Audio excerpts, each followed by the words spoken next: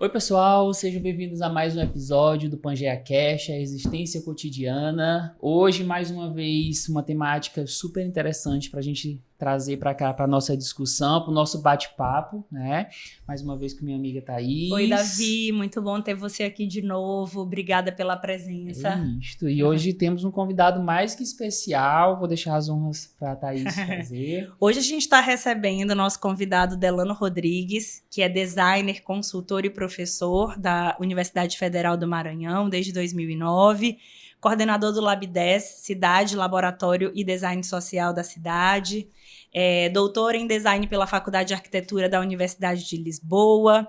E, enfim, tantas outras coisas, né? Eu estou resumindo aqui o currículo do Delano para a gente já, de fato, partir para a nossa discussão. Hoje, a proposta da nossa conversa, como o Davi apresentou, que é um bate-papo, é para a gente pensar um pouco sobre como o design social e como está o design social na cidade, no cotidiano, né? Aproveitando que o nosso Pangeia Cash trata sobre a existência cotidiana, nada mais justo do que a gente falar da cidade, falar do design social, falar de tudo isso, né? De todas essas discussões que enveredam aí, participam da vida das pessoas no cotidiano. Delano, seja muito bem-vindo, é muito bom receber você aqui.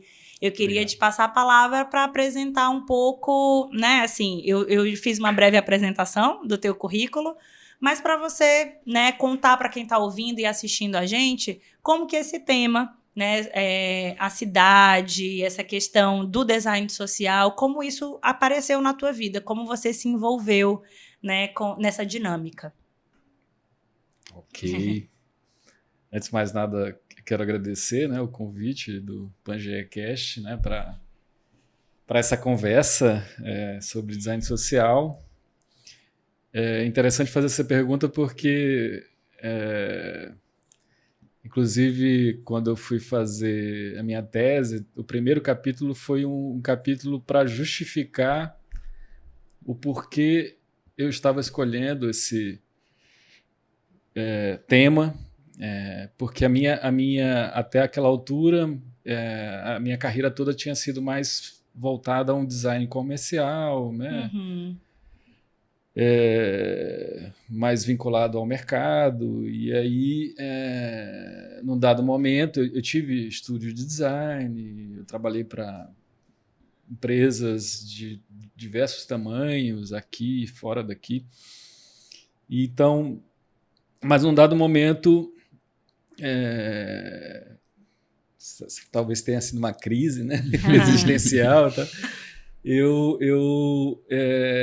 Na verdade, fui voltar para questões que eu tinha visto através de alguns professores quando eu fiz a graduação na UFMA. Inclusive, esse primeiro capítulo, né, essa introdução, de certo modo também é uma homenagem a esses professores que na graduação tiveram uma preocupação em trazer temas complexos sobre a vida cotidiana na cidade, sobre desigualdades, enfim. Uhum. Então, que naquela época não era comum. O próprio campo do design estava tentando ali, eu estou falando numa época que inclusive o curso se chamava desenho industrial, então é outro contexto. Sim. Eu me formei em 96, né? Então, enfim, é outra. Inclusive, a gente estava meio que aqui em São Luís especificamente, estava desbravando o mercado, enfim. Eu acho que hoje, se eu fosse fazer uma analogia, eu parecia, nós, não só eu, mas eu e as pessoas que estavam tentando entrar no mercado naquela época, parecia com aqueles vendedores aqueles representantes de medicamento, né? Uhum. A gente tinha literalmente uma pastinha com... Hoje você pode levar o teu portfólio no celular, né? A gente tinha uma pasta que abria e mostrava os trabalhos, enfim, e aí a gente batia mesmo nas portas tentando explicar o que era. E eu tinha muita vontade de atuar no campo e gostava muito da parte, e eu dou aula sobre isso, aula de identidade visual, desenvolvimento de marcas, enfim, eu tinha interesse. Na verdade, eu tinha 2 campos que eu queria trabalhar. Uma era com o viés mais humanista, mais, enfim, para trabalhar com questões relacionadas a desigualdades, mas aí não existia. Isso, inclusive, é uma questão até hoje, né? Tem pessoas que têm interesse em trabalhar nesse campo, mas que não há financiamento, não há formas de você sobreviver no campo do design social, e acaba que as pessoas têm atuado. É claro, a gente tem iniciativas de pessoas que conseguem construir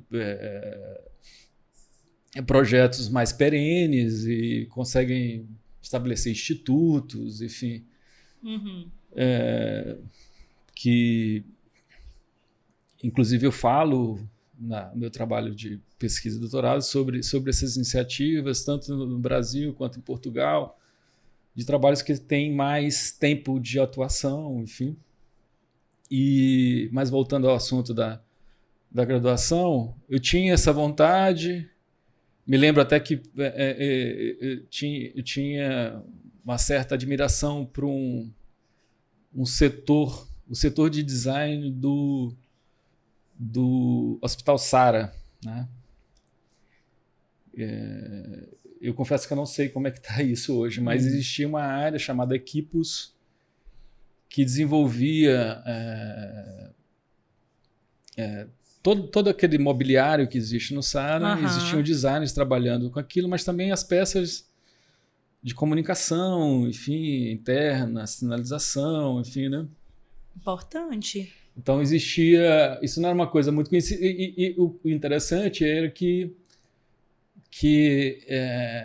para a gente que estava na graduação e que tinha algum interesse social, assim, uma atuação mais mais focada no social, que eu posso até me aprofundar nisso logo em seguida, que era o fato deles trabalharem dentro de uma estrutura, enfim, que tinha um financiamento para a pesquisa, né, para explorar a criatividade, os materiais, fazer testes com os pacientes e tal. E recebi um salário, né, que era o mais importante para atuar com isso. Guardar um pouco aquela tua pastinha ali com aquele portfólio, né? Guardar um pouquinho, ter que parar de bater de porta em porta e, de fato, poder experimentar a tua criatividade ali com um salário. Mas isso não foi possível. E eu fui pelo caminho do design comercial. Nada contra, enfim, tenho vários projetos que eu tenho imenso carinho, né? Até porque eu vi empresas, organizações surgirem e hoje estarem num certo tamanho e tal. E é interessante participar disso. Mas, e aí eu tive esse estúdio, a gente fez projetos muito interessantes, enfim, aqui em São Luís. Isso já está dando um salto aí de uns 15 anos para frente, né? Eu morei no Rio, fiz mestrado no Rio. Lá, a minha pesquisa de mestrado, que era focada nessa área mais comercial do design, mais capitalista, né? Eu fiquei 6 anos no Rio, dei aula na PUC do Rio. A minha pesquisa do mestrado acabou virando um livro. E aí, mas sempre focado muito nessa coisa do design orientado para o mercado. Aí eu voltei para cá, aí fiz o concurso para o IFMA, passei, aí logo na sequência fiz para a UFMA, aí saí do IFMA para a UFMA. E E também teve essa história essa experiência com o estúdio Caruana. Foi muito, muito interessante. Até eu desconheço, pode ser que exista, né? Assim, mas a gente até hoje tem um grupo de WhatsApp das pessoas que trabalhavam na Caruana, e a gente fala muito sobre design, né? Legal. Mas num contexto totalmente competitivo, onde há muitas tensões, né? Não é muito comum isso, não.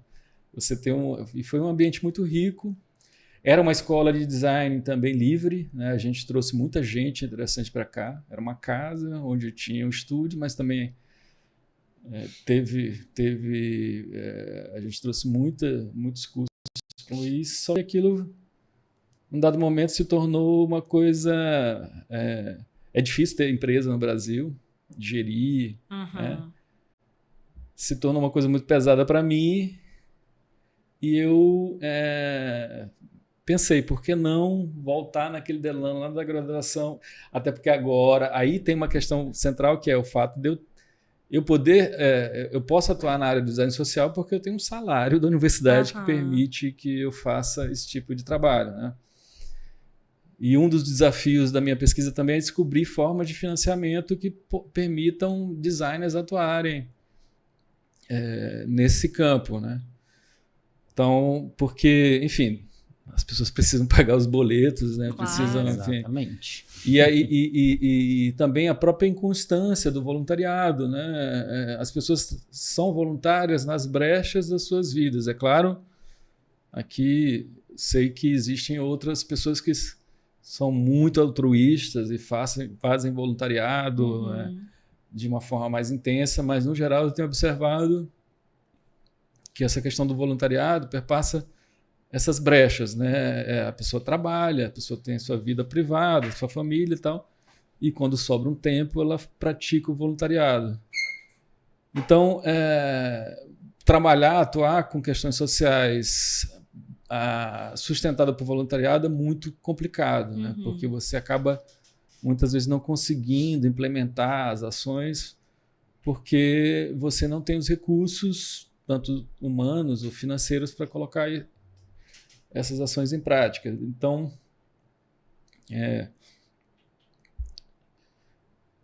eu vou falando aí vocês... Não, perfeito. Mas aí o que acontece? Falando desses professores da graduação, né? Eles me apresentaram autores do design que questionavam o próprio design, o próprio papel do design dentro de uma estrutura capitalista, e isso tem muito a ver com o cenário ali também do movimento de 68, né? Toda aquela ebulição a respeito da primeira, também a relação com a primeira grande crise do clima, né? Do petróleo ali no início dos anos 70, a noção de que o design, de certo modo, por estar dentro de uma estrutura capitalista e, ao mesmo tempo, de certo modo, criando, né, ajudando a criar o desejo para que as pessoas comprem coisas mais bonitas ou comprem coisas que elas nem sequer precisam, né? Enfim, então, a gente, de certo modo, ou como a gente vê muito agora, embalagem de produtos que nos levam a crer que um produto digamos, mais saudável, quando na verdade ele não é. Né? Sim. Então tem todo um território. Um jogo, né? Tem um todo jogo um território de sedução aí do também. integral, assim. do que é integral hoje em dia, né? Que são embalagens desenvolvidas por designers, que a pessoa chega no ponto de venda, olha aquilo, é integral.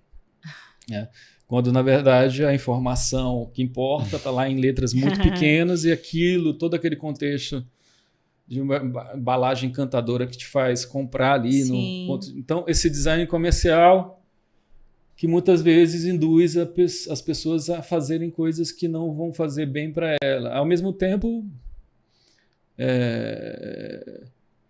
como acontece também agora. Estou falando aqui de um design mais comercial, a gente depois volta para o social. O que acontece, isso já é, só para dizer que toda essa discussão vem dos anos 70, né? Sobre design social, de um autor clássico, que é o Papanek, Vitor Papanek, que ele estava questionando justamente isso, se o campo do design, muito em parceria com a publicidade, não estavam, em vez de ajudando a melhorar a vida das pessoas, fazendo, na verdade, parte do aumento do problema, né, da vida. Né? Contribuindo para aumentar esse problema. E aí, esses professores, tipo, colocaram lá a pulga, né? No momento que não se falava muito sobre isso, né?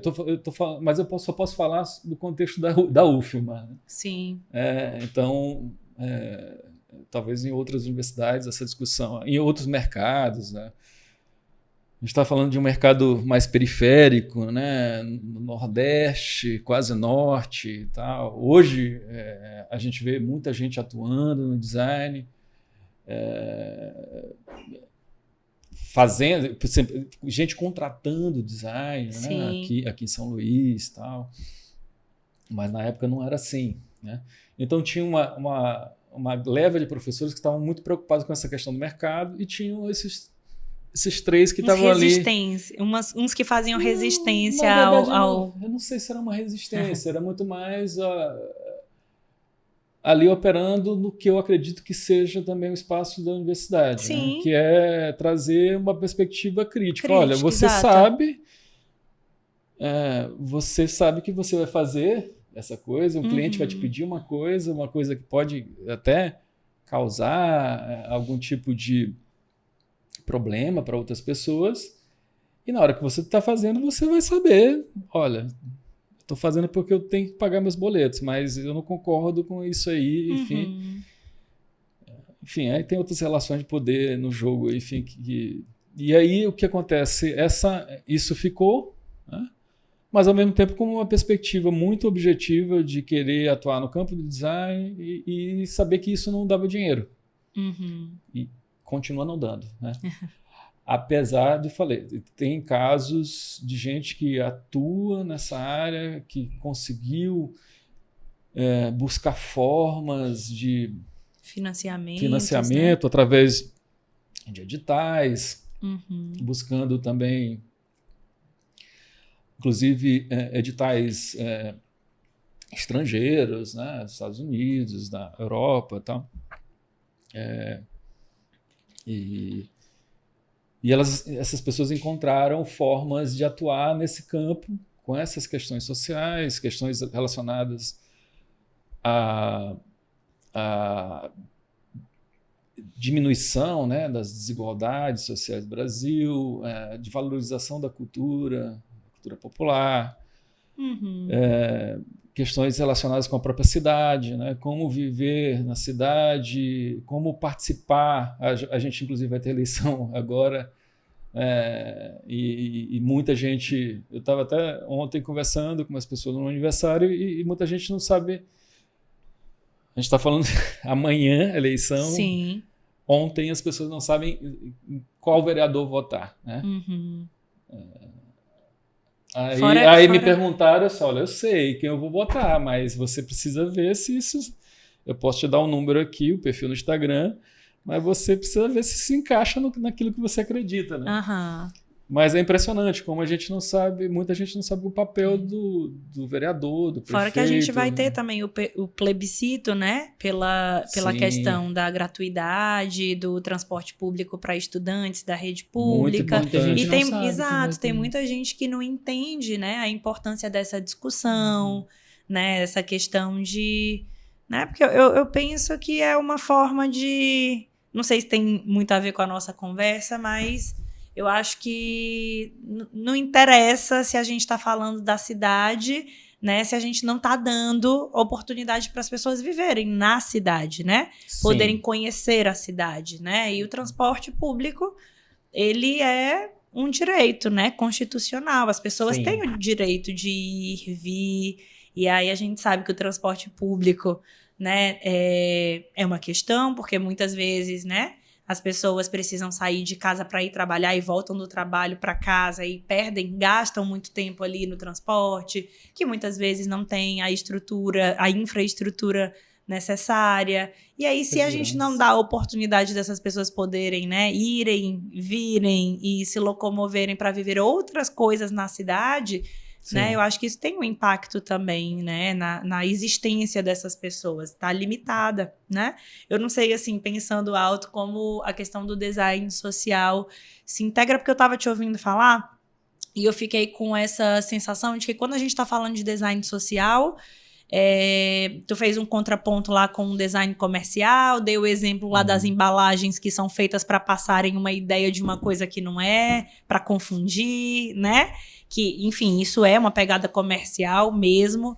E eu fiquei com essa sensação de que quando a gente fala de um design social, a gente está falando de um designer, né, um profissional designer que contribui com formas de tornar, aí eu não sei se só a cidade, mas tornar ali as coisas mais acessíveis, né?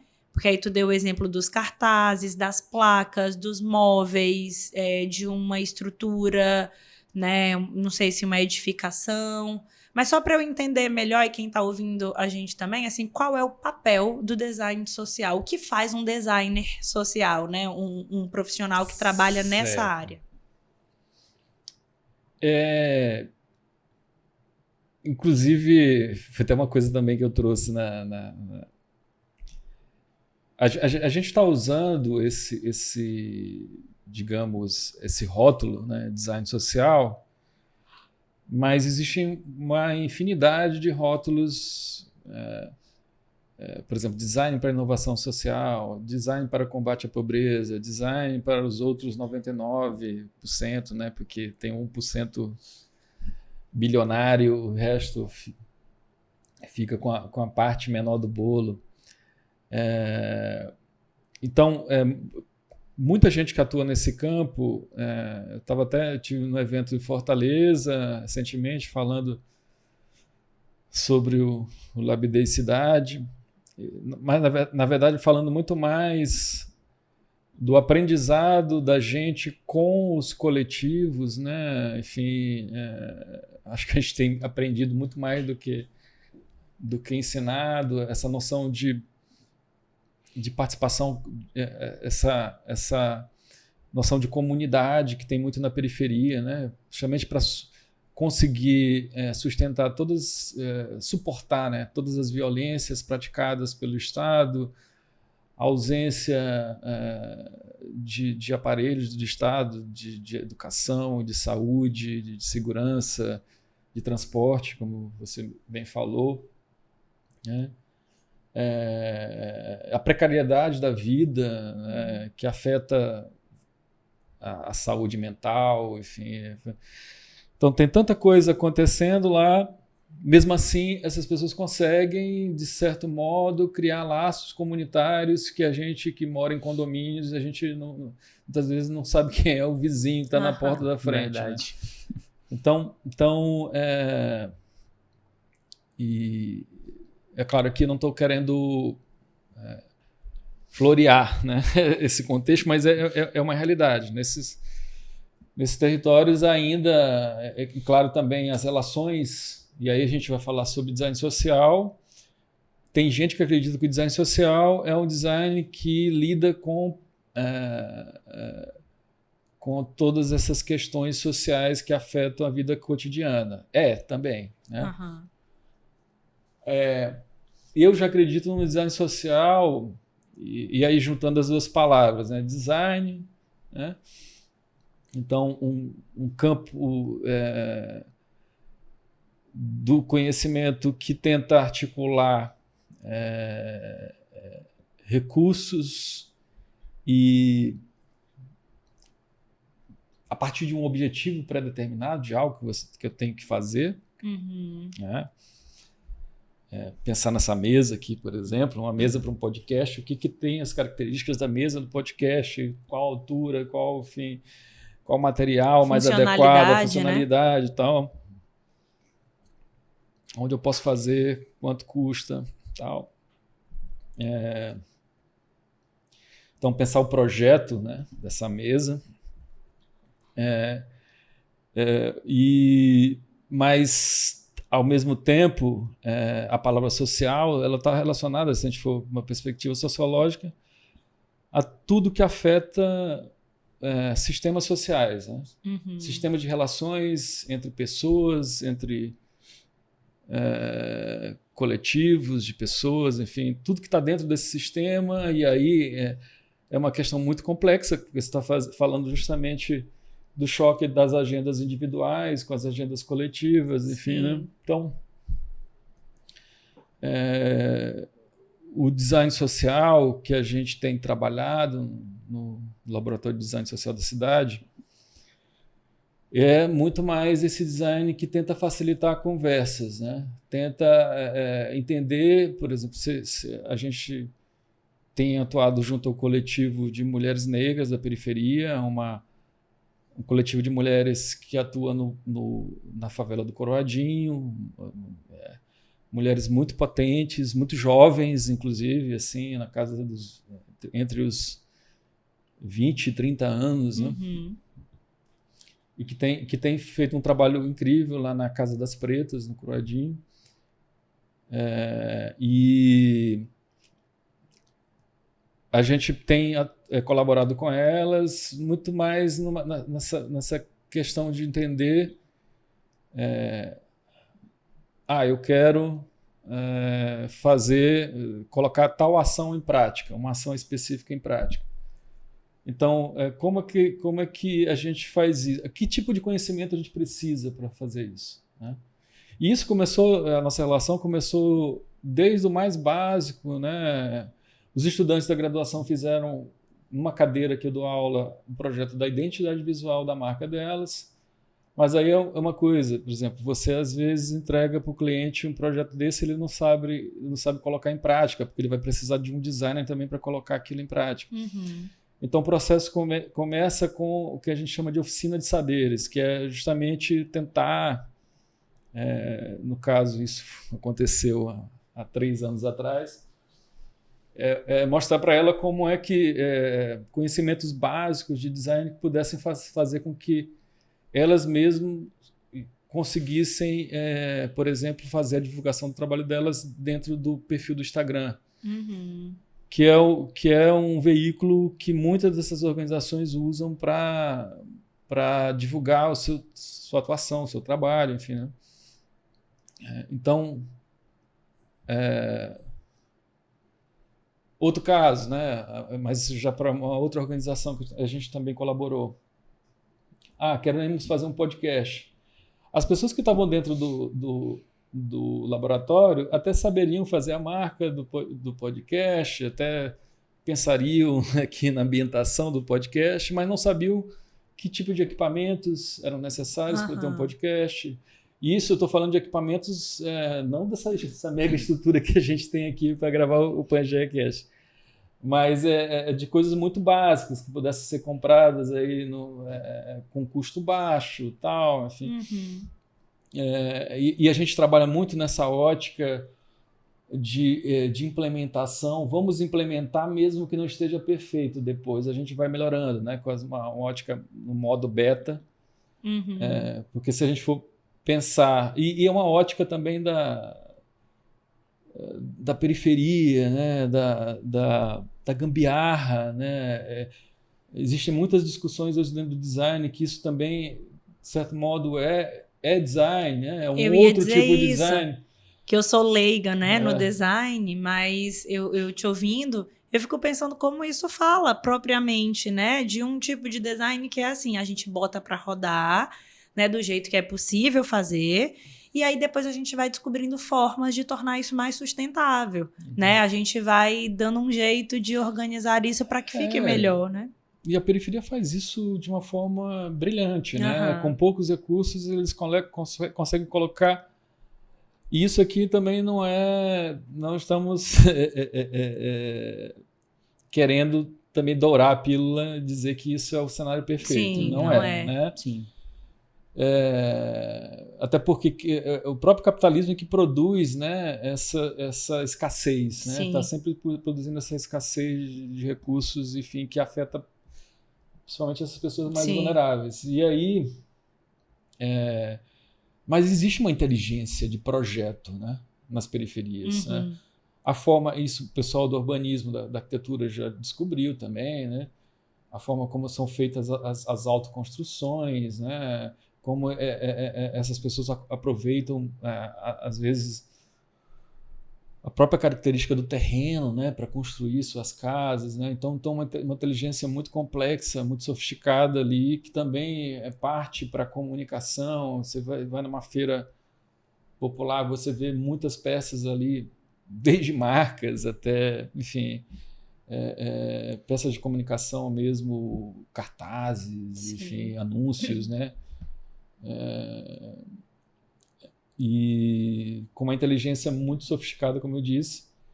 E a gente, na verdade, está no Labidez, a gente faz um encontro desses designs, né? Do design que vem da universidade e que, enfim, a gente tem tempo de discutir a técnica, né? De forma aprofundada, e aí essas pessoas têm acesso ao computador, né? E conseguem ali manipular softwares, enfim, e conhecimentos necessários para fazer uma coisa mais elaborada, né?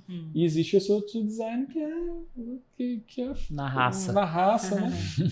Então o que a gente tem, o design social, de uma forma macro, trabalha com problemas que afetam a realidade de sistemas sociais, né? E isso é interessante, a gente precisa entender que o que é problema para mim não é problema para vocês, por exemplo. Pode ser que... E aí vem a própria crítica a uma abordagem da universidade, que às vezes chega com uma visão, dentro desses territórios, de que aquelas pessoas passam por um certo problema, quando na verdade ela é um outro problema que elas querem discutir, né? Então, e sem contar também uma certa percepção dentro da universidade que essas pessoas não são agentes das suas vidas, né? Não tem agência para pensar, e aí entra a questão do direito à cidade, né? Que um conceito, engraçado, né? A gente acaba voltando ali para 68, o conceito surge, né, nesse ano, né, com um pensador, um filósofo, sociólogo francês, Henri Lefebvre, e ele basicamente, a gente falando de direito de cidade, é o direito que as pessoas têm que interferir na sua vida cotidiana dentro da cidade. Sim. Então, o direito a dizer como eu quero que a minha vida seja em um determinado lugar, né? Que é justamente, muitas vezes, o que pelas prefeituras, pelo governo do Estado, tá? Muitas vezes essas comunidades não são ouvidas, escutadas. Então, se faz uma obra, se faz uma praça onde não se queria uma praça. Porque, não se atende à necessidade, então, né, desse grupo.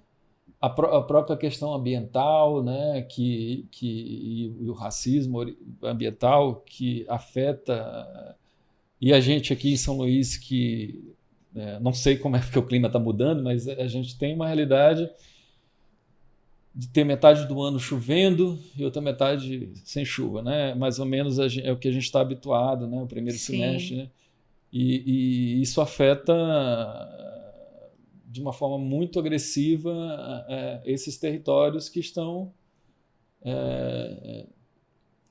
na periferia. Na periferia porque esse termo é um termo que tem diversos significados, eu estou aqui usando para aquela periferia, mais no sentido daquilo que não é observado como central, como mais importante. Né?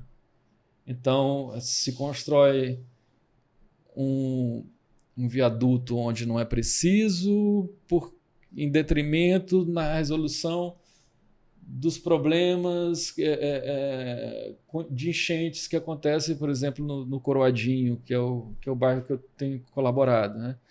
Que são recorrentes, que acontecem todo ano, que estão lá afetando a vida dessas pessoas, enfim. Então, o que é importante, o que é central dentro das decisões do Estado, né?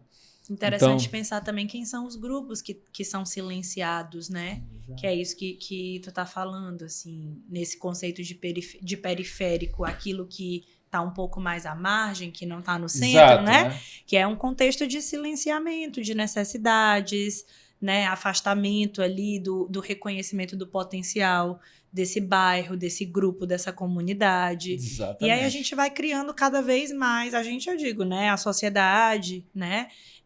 Dando direito à cidade para umas pessoas e tirando direito à cidade de tantas outras pessoas, Sim. né? Porque, como a gente disse, né? Assim, não basta ter a cidade e a praia. Ah, nossa cidade é ótima, ela tem praia, ela tem shopping, ela tem, sei lá, né? Praças, dá para fazer piquenique. Mas quem tem acesso, né? Então, acho que é isso também, assim, fazer esse mapeamento, né, para entender que a cidade ela não se apresenta igual para todo mundo que mora na cidade, exatamente. Né?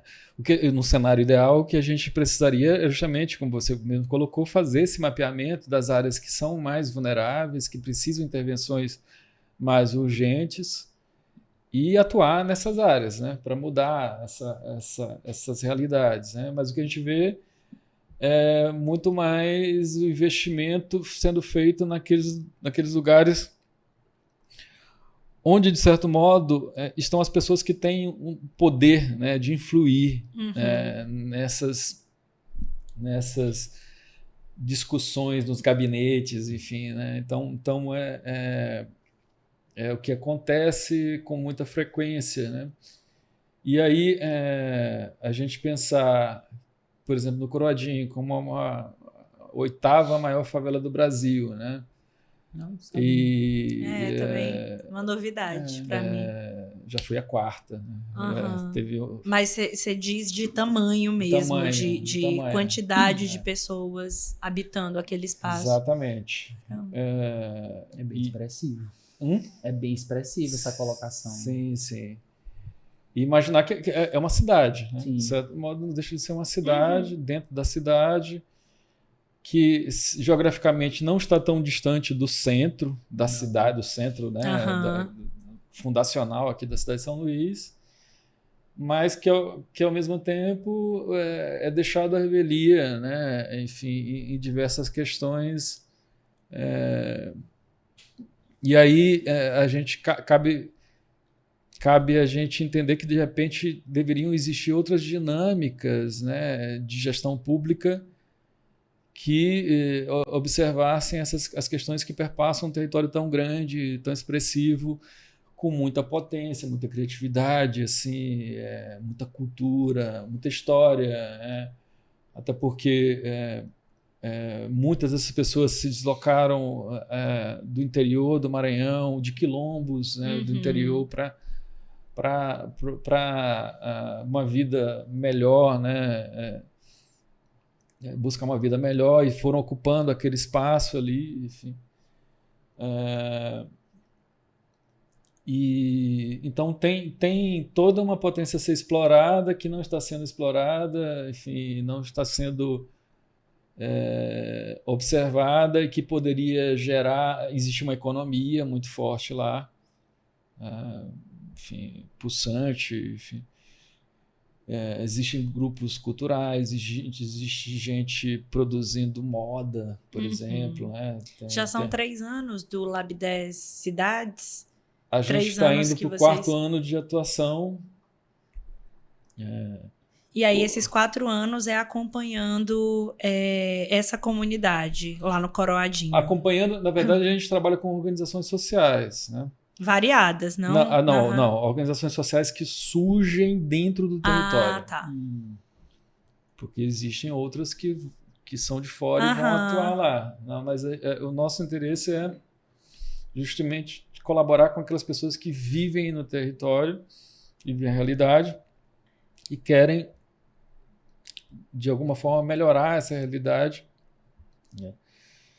Então, a gente já atuou com algumas organizações, a gente queria atuar com muitas, mas quando a gente fala um grande problema hoje, e tem a ver com aquilo que eu falei no início, né? Que é o fato de que chega num certo momento na universidade que os estudantes, as estudantes precisam entrar no mercado de trabalho. Sim. E esse trabalho que eles fazem junto ao Labidez é um trabalho voluntário. Sim. Né? Então, chega ali no 5º, 6º período, eles precisam começar a trabalhar. E muitas das pessoas vêm, e aí vem elas vêm por causa das cotas, né? Que ainda bem que temos, porque as cotas estão trazendo as pessoas que vivem nessas realidades para dentro da universidade para discutir as suas necessidades também, né? Uma outra visão, né, da cidade, enfim. Mas, ao mesmo tempo, essas pessoas precisam sobreviver, né? E, às vezes, a oportunidade de ingressar num curso superior, numa universidade, é um dos motores que essas pessoas têm para poder transformar, né? Assim, história de família, Exato. História... enfim, a própria história, né? Então, almeja-se isso quando você... Que é legítimo, né? Você né? quer almejar uma transformação com o teu trabalho, mas é importante também, acho que todos nós temos, né, esse desejo de mudar a própria vida. E aí a gente está falando aqui também de uma situação financeira, né? Que ainda bem que a gente não vive mais naqueles tempos de Idade Média onde quem nascia numa classe social morria na mesma classe social. A gente sabe que tem os desafios, né, que tem muitos empecilhos para que a gente transforme a nossa realidade social, mas hoje a gente já tem essa possibilidade, né, de ter nascido num bairro periférico, né, de ter nascido numa família com menos condições financeiras, né, com mais necessidade de recursos e sem acesso a muitas coisas, mas já há hoje uma possibilidade, né, através da educação também, de transformar isso. Não que seja fácil, né? Não é fácil. A gente vai estar vendo cada vez mais uma transformação, né, do universo do trabalho para um cenário de precariedade, né? Enfim, da eliminação total de qualquer tipo de benefício social que o trabalho possa proporcionar, né? Então, a pejotização é uma realidade dentro do design, né? Há bastante tempo, acho que até começou antes de outras áreas.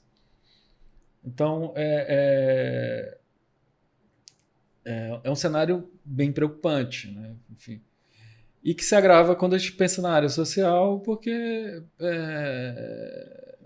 a não ser que a pessoa vá trabalhar numa ONG internacional, enfim, tal, que existe, ainda não existe aqui em São Luís, mas eu conheço casos de designers que atuam em outras cidades, né? Então, mas que trabalham como PJ, né?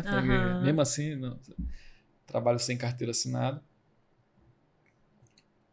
Então, a grande questão do design social é justamente como a gente pode financiar, não só o design, o trabalho social, né? O trabalho de assistência social e um trabalho também que ao mesmo tempo, não é só assistencial, é um trabalho com uma perspectiva de emancipação, né? Perfeito. Que traz a agência dessas pessoas que elas têm, né?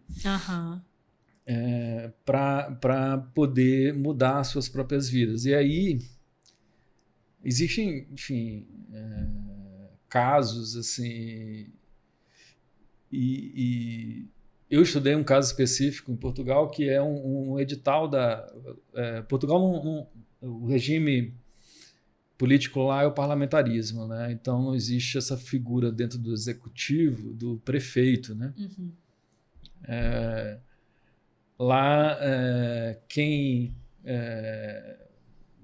a figura executiva que gere as cidades são os presidentes das câmaras, né? assim como o primeiro-ministro, que existe uma figura de presidente de Portugal, mas é uma figura muito mais institucional do que executiva, né? Então, quem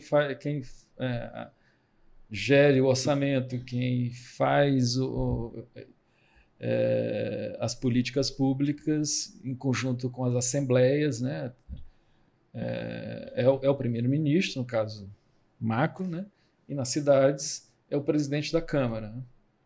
E existe uma política lá que tem a ver com essa questão do mapeamento, que a gente já falou aqui, né? Que é mapear as zonas que são mais vulneráveis.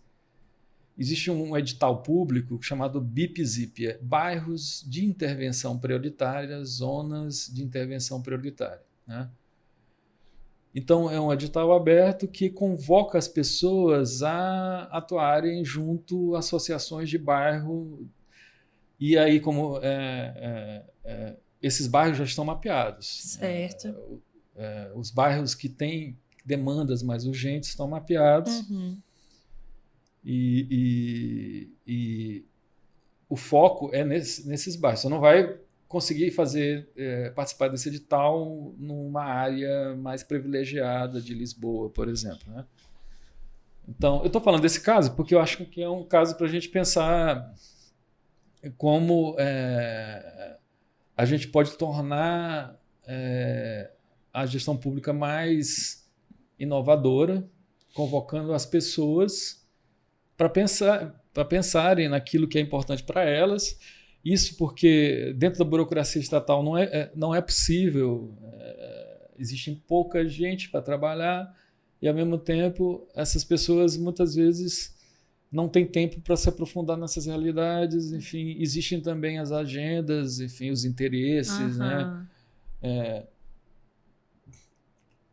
Inclusive interesses eleitorais, né? Sempre. Aquela coisa de trabalhar mais no último ano, né? Da gestão para fazer com que as pessoas lembrem, né? Da atuação, né, do prefeito e tal. Mas lá tem esse edital que eu achei muito interessante. E aqui eu não estou achando que Portugal é melhor do que o Brasil, não. Estou falando só de uma coisa que eu achei interessante e que poderia... Que a gente copia tanta coisa, né? Assim, que não é tão incrível, a gente poderia copiar essas boas ideias também, né? Essas boas práticas, esses bons editais, né? Que, de fato, possibilitam realmente, assim... para o profissional que quer que quer ingressar na área, que quer, né, como tu lá, um estudante de design lá atrás, né, que foi picado por esse bichinho, mas não teve oportunidade de começar logo a trabalhar com isso, né, e aí tu tá falando que hoje tu vê os teus alunos também, né, muitos interessados, mas também em contrapartida, sem a oportunidade de poder viver logo essa experiência por uma falta, porque todo mundo precisa, né, se reproduzir economicamente, enfim, já que a gente vive numa sociedade capitalista. A pesquisa é muito difícil dentro da universidade, é um desafio muito grande, principalmente em ser um atrativo para os alunos, né? E aí quando você não tem também esse incentivo financeiro para custear uma pesquisa de grande porte, já dificulta. Porque uma pesquisa aí seria importante, né? Inclusive Exato. Para essa etapa do mapeamento, né? Se a gente tivesse assim, os financiamentos, né? Das pesquisas para que os alunos fossem mapeando e que algo pudesse ser feito. Mas parece que desde o começo da tua fala, tu tá marcando pra gente, né? De como essas relações de poder, elas são tendenciosas, né? Uma coisa mais comercial, que tem mais colocação no mercado, né? Tem mais espaço, e uma atuação mais emancipatória, mais social, né? Mais antropológica, como, né, ainda tem um desafio por falta mesmo de política pública, eu acho, né? Existe aí, por exemplo, uma própria dinâmica da universidade também, né? Enfim, a universidade está apoiada num tripé, né, do ensino, da pesquisa e da extensão. Sim. Né? E a extensão seria o lugar onde o conhecimento da universidade vai espraiar, né? O conhecimento prático vai ser colocado na sociedade. Saltar os muros. Mas, ao mesmo tempo, é o patinho feio, né? Não pontua para a gente, entendeu? Quanto pontua um artigo, enfim, uma publicação, enfim. a atuação que tem mais impacto social, muitas vezes, né? Mas é que é menos valorizada dentro. As bolsas são mais escassas, escassas e mais baixas. Verdade. Geralmente só metade do valor de uma bolsa de pesquisa. E aí, para atender esse estudante que tem interesse, mas ao mesmo tempo precisa sobreviver, precisa muitas vezes ajudar em casa, no orçamento familiar. É muito comum isso hoje em dia, muito comum mesmo. Então há esse problema, né, do financiamento desse trabalho. E aí, por exemplo, o que a gente queria era trabalhar com muitas organizações. Acho que estou dando a volta aí, vou voltar. Mas a gente, ao mesmo tempo, é atravessado pelas dificuldades dessas organizações também, né? Então, às vezes a gente precisa dar retorno aos relatórios da universidade, né? A toda a burocracia que tem dentro da universidade. Prestação de contas. Prestação de contas não, porque a gente não tem dinheiro. Eu digo na pesquisa, que é toda aquela parte de relatórios que vocês na pesquisa. Agora eu estou falando na extensão. Sim. A gente tem um relatório de extensão, né, das ações. Comunicar o que é que foi feito, né? Mas, e ao mesmo tempo tem um ranking, né, que a gente está ali dentro desse ranking e às vezes a gente precisa mostrar que está trabalhando, às vezes não, sempre tem que mostrar que está trabalhando, mas a gente precisa também estar encaixado. Esse é um problema da universidade. Quando você vai atuar na área social, as coisas demandam tempo, muito tempo. Então, o calendário universitário não se encaixa no calendário da vida das pessoas, porque muitas vezes também essas organizações que estão atuando, essas organizações que eu estou falando, que surgiram lá no Coroadinho, moradores, estão tentando atuar na área social, essas pessoas também estão como voluntárias, né? Então, às vezes, eu preciso de um feedback, aquela pessoa não tem como me dar porque ela está ali trabalhando e fazendo trabalho voluntário também. Então tem uma dinâmica de tempo mais complexa que choca, né, com essa necessidade de produtividade. Sim. Né? Hoje lá no Laboratório de Design Social Cidade, né, tu tá como coordenador, não é? Sim. Quem é a tua equipe, assim? Quem são os profissionais que estão ali? É só o pessoal do design? Assim, tirando, né? Eu entendo que vocês trabalham junto com o coletivo, né? Das mulheres pretas do Coroadinho, né? Mas desses profissionais, tem profissionais de outras áreas também que são colaboradores no projeto? A gente tem uma pesquisadora, a Bruna, né, da pedagogia, já teve pessoas da comunicação, mas a grande maioria são estudantes e pesquisadores do design. Né? A gente que está fazendo mestrado, doutorado no design, tem interesse por essas temáticas. O grupo diminuiu, aquela coisa, né? É sazonal. É sazonal, né? E aí, justamente, a gente teve um problema muito grande nesse último ano, também por causa dessa diminuição, né, da quantidade de pessoas. Isso acontece com todos os projetos, né? Enfim. Mas parece que mas os que mais sofrem são aqueles focados em questões sociais. Né? Sim. Aqueles que são mais... que permitem, inclusive, convênios com empresas, né? Enfim, esses não são tão afetados com essa sazonalidade, né? Por quê? Porque aí você pode pleitear uma bolsa maior para o estudante, né? Às vezes até bolsas para professores, pesquisadores e tal. Então eu estou tentando, inclusive, descobrir essas outras dinâmicas de financiamento para poder me encaixar o Labidez nesse caminho, né? E aí a gente tem conversado, por exemplo, hoje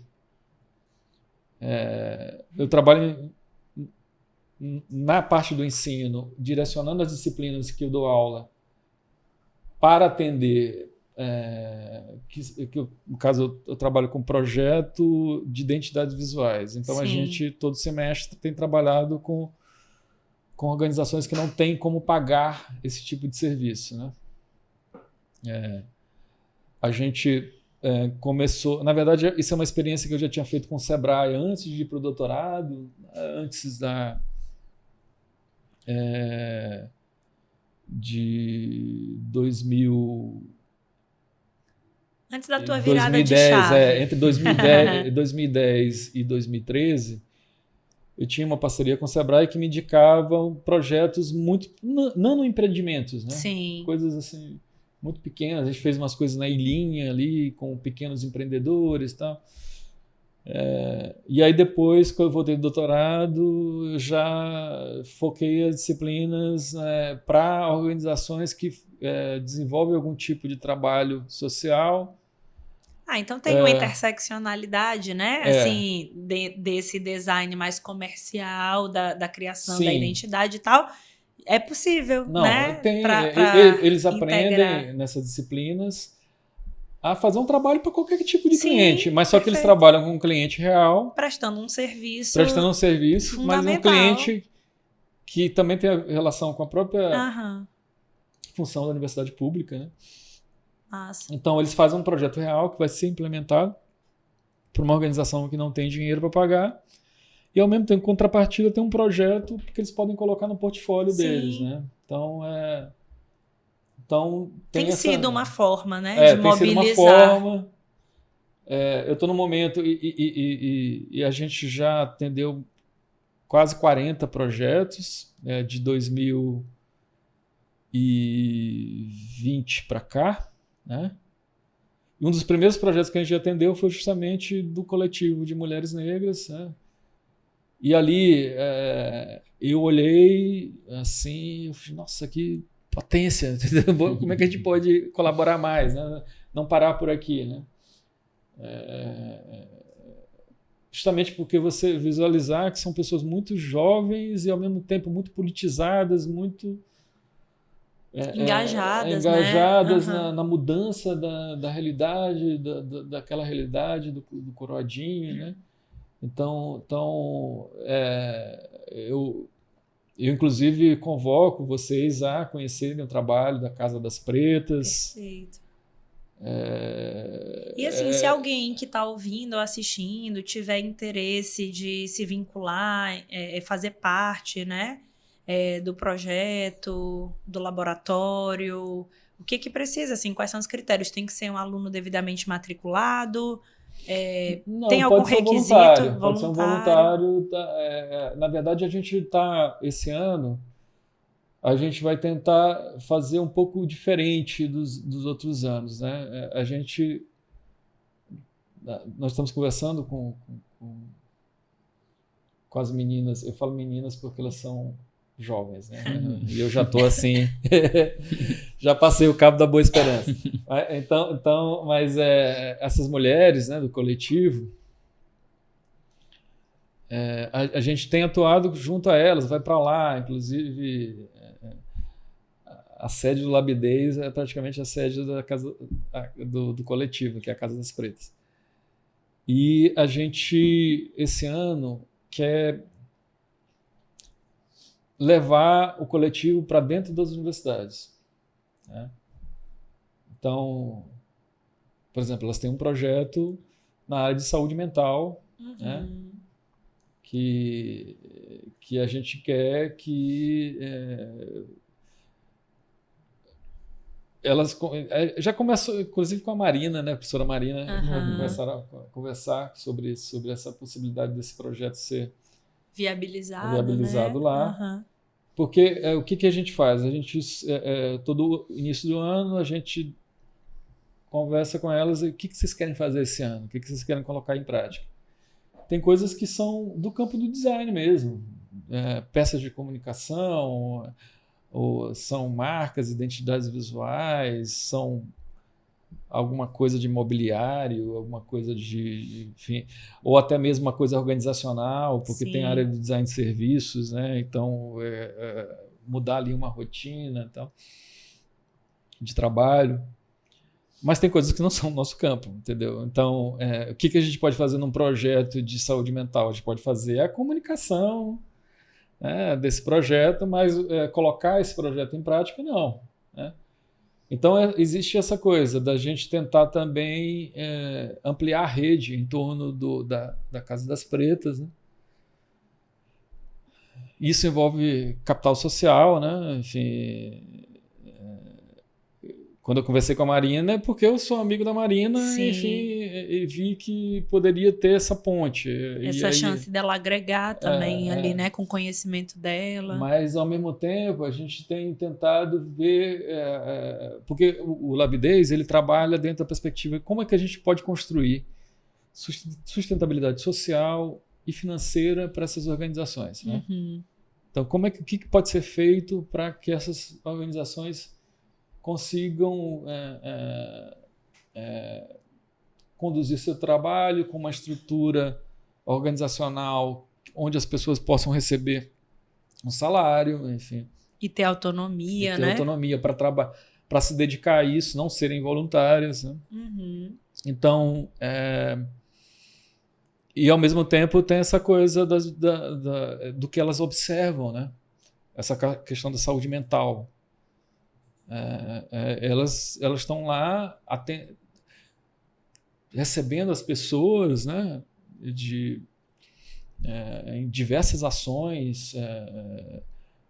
Elas oferecem cursos, elas oferecem rodas de conversa. Uhum. Muita coisa é feita lá. Tem a parte cultural também, dos eventos, né, do tambor de crioula, de outras ações. Mas elas também elas são um espaço de escuta das pessoas, das coisas que são atravessadas na vida de quem uma vive. Referência ali, né? No local. Sim, eu vejo assim a Casa das Pretas como um hub de vida, né? Entendeu? Assim, um lugar onde as pessoas se encontram para pensar a vida do... Tu falaste com muito... Eu consigo imaginar um local com muito movimento. Né, com muita vida, de fato, né, porque atenta para a identidade, atenta para esse fortalecimento local do trabalho, né, dos processos de identificação com a própria realidade, de desenvolvimento dentro do comércio. Né. A gente começou falando toda a conversa, né, através de uma ruptura que acontece, né? Tu falaste sobre a formação muito ligada com o comercial, principalmente, e aí surge essa ruptura da gente realmente até lembrar do social que existe por trás disso também. É algo que a gente estava falando antes do podcast começar, e que é algo que é muito pontuado até mesmo dentro da psicologia. Né?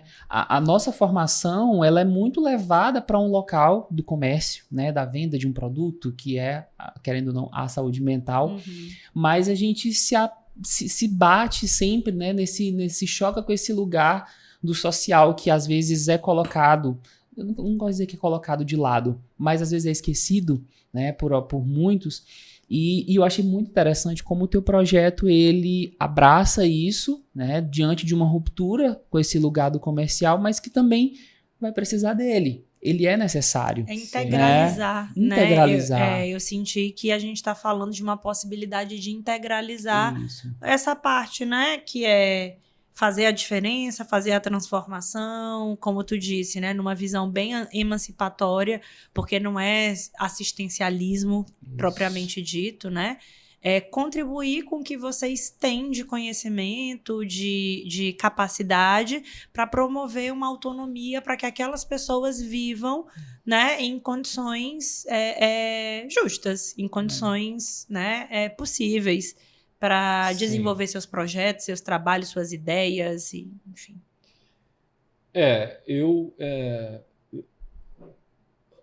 O coletivo de mulheres negras da periferia existia antes do Labidez e vai existir, continuar existindo depois, né? Elas não dependem da gente para existir, né? Na verdade, a gente colabora para tentar dar mais condições né, desse trabalho. Tentar fazer com que as coisas sejam mais fluidas, que sejam implementadas como o foco da gente sempre na implementação, vamos implementar, depois a gente vê como melhorar. Ser mais braços nesse projeto. Ser mais braços. Isso não quer dizer que tipo, não é uma relação de dependência, entendeu? Assim, mas ao mesmo tempo que nos proporciona o encontro com esses outros designs, né? Enfim, que estão na periferia, né? Das cidades. Mas eu até falei isso também nessa conversa lá em Fortaleza. Eu não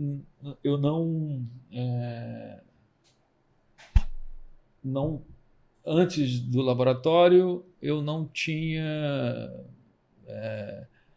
digamos, me aprofundado em questões raciais, em questões dessa temática, e ao mesmo tempo, quando a gente foi fazendo esse trabalho nas disciplinas da graduação, esses projetos que não tinham dinheiro para pagar são, em sua grande maioria, de pessoas pretas. Né? E aí eu tive que realmente fazer o meu esforço para criar algum tipo de literacia. Eu ainda estou aprendendo. Literacia racial, entendeu? Entender, escutar e ao mesmo tempo estudar. Né? E eu acho, assim, vendo o projeto do Coletivo de Mulheres Negras, mas não só isso, o projeto da Feira MA Preta também, que a gente está começando uma colaboração, não do laboratório, mas um projeto de pesquisa. Eles são projetos que, e aí trazendo uma obra clássica do Abdias Nascimento, o quilombismo, né? Eu vejo esses dois projetos como dois quilombos, assim, realmente, né?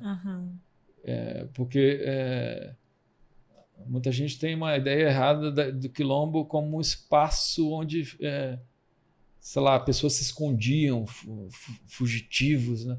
Quando na verdade era o espaço da criação da comunidade, né? Sim. O espaço do acolhimento, né? Enfim, e tanto o Coletivo de Mulheres Negras, a Casa das Pretas, é um pequeno quilombo, entendeu? Onde recebe as pessoas, onde escuta, onde as pessoas se sentem reconhecidas. Elas se reconhecem, olham, vejam, e ao mesmo veem, olha, eu posso, essas mulheres estão fazendo, eu posso também fazer a coisa acontecer, entendeu? A mesma coisa com a Feira MA Preta, né? Que tem a Ana Rosa, a Aninha Preta, liderando, né, um projeto que tem mais aí de 400 mulheres empreendedoras, enfim, um empreendedorismo que tem essa forte carga cultural, né, da população preta. Então, você vê, voltando à ideia do design social que eu acredito, é esse design social que tenta... É impossível você projetar o social, não tem como projetar o social, porque Sim. a gente está falando de relações que perpassam também as individualidades, né? Então, mas como é que você faz com que as pessoas se encontrem, né? Como é que você constitui os espaços que eu chamo de assembleias projetuais, né? Como você faz o encontro das pessoas para elas projetarem suas vidas, entendeu? O que elas acreditam, né, que é melhor para suas vidas. Então, o laboratório trabalha dentro dessa perspectiva. Bora reunir, bora entender a complexidade daquilo e vamos tentar colocar coisas em prática, vamos aprender com os erros, vamos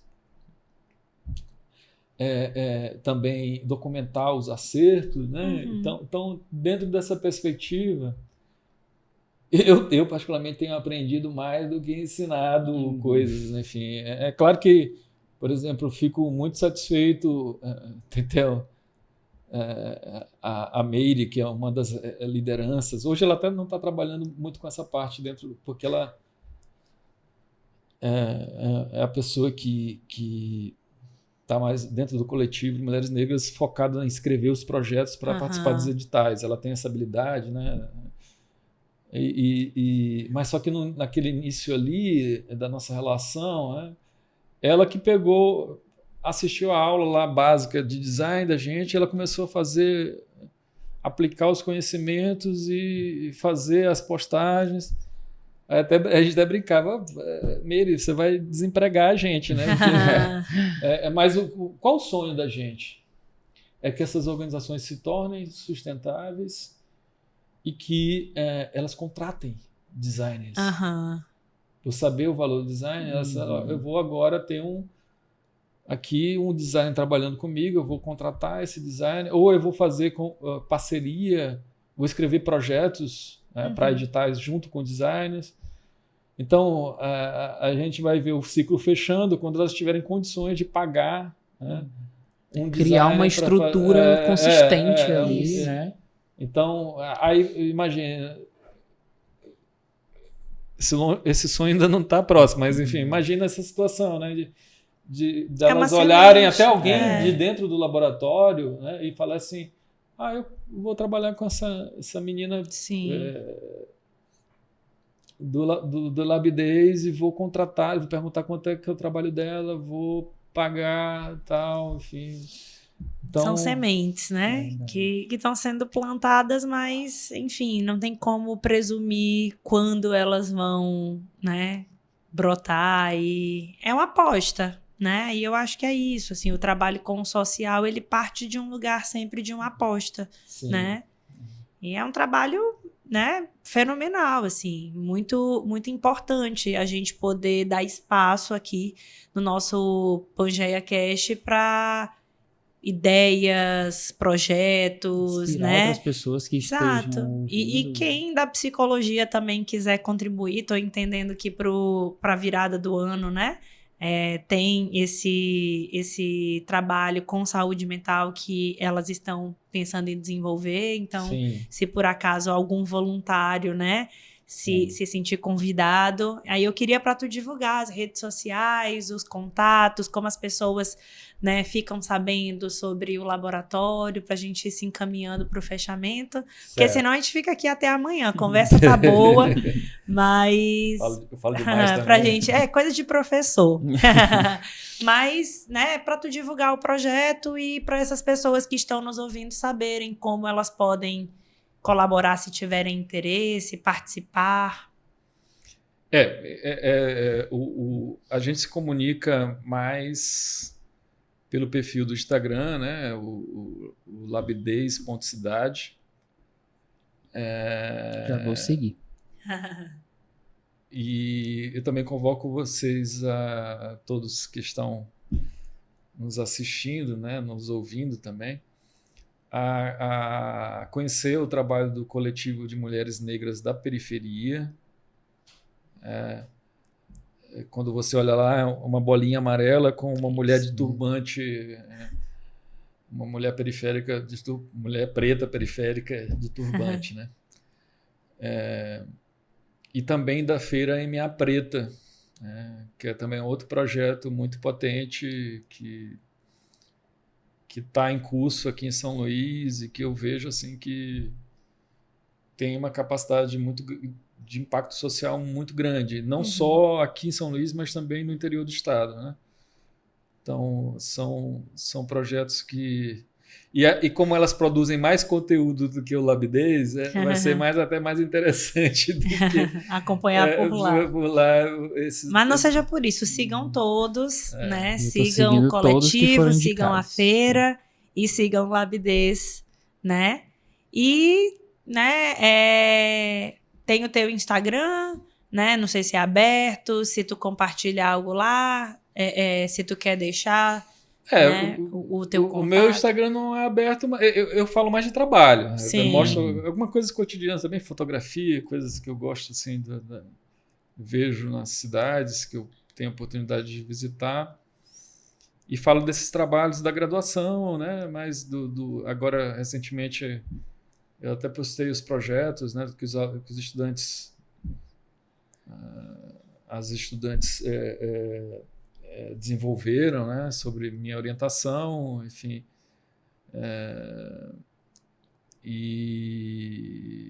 Mas é o meu nome, Delano Rodrigues, se alguém quiser conhecer isso.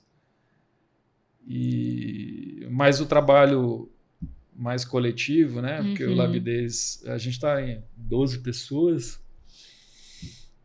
O que a gente faz em conjunto está lá no perfil do Labidez.cidade. Perfeito. Muito bem. É isto. Mais um episódio aí pra gente conhecer algo tão importante que acontece na nossa cidade, né? Uma iniciativa, uma né? iniciativa Importante. necessária, né? E que eu acho que precisa ser e é muito inspiradora para outras pessoas que estejam vendo.